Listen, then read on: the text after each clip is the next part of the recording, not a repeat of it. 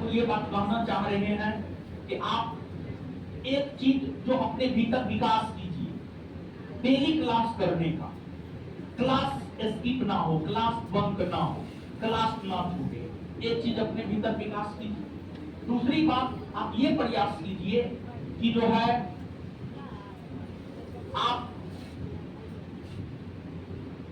Maximum situation में class नहीं छोड़ेंगे, घर नहीं जाएंगे।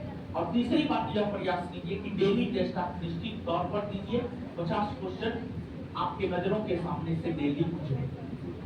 ये 2-3 बात आप अपने दिलो दिमाग में बैठाइए। और चौथी बात जो है, काम को प्राइमरी सेकेंडरी में बांटिए।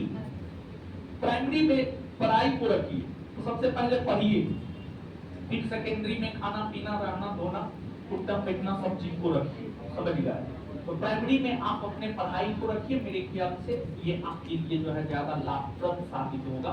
फालतू चीजों में जो है अपना समय जो है मत गुजारिए, ज्यादा बेटर होगा आपके लिए, समझ गए। तो ये चीज है, ये सब बात जो है आप अपने दिमाग में निश्चित तौर पर रखिएगा। और फालतू चीजों के पीछे जाने से कुछ भी नहीं मिलने वाला है।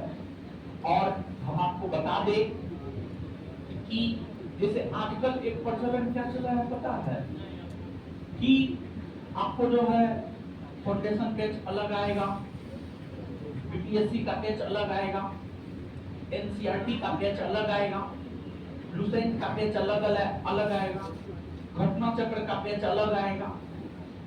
तो ये सब कुछ भी नहीं है।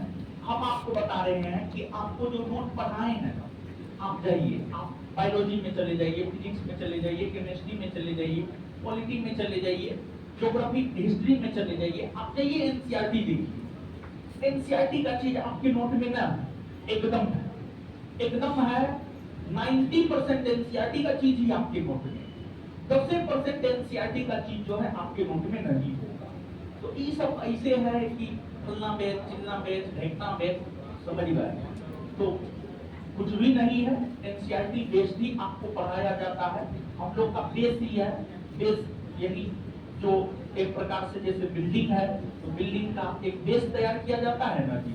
तो हम लोग जो अपना नोट तैयार किए हैं, एनसीईआरटी को ही बेस बना करके नोट तैयार किए।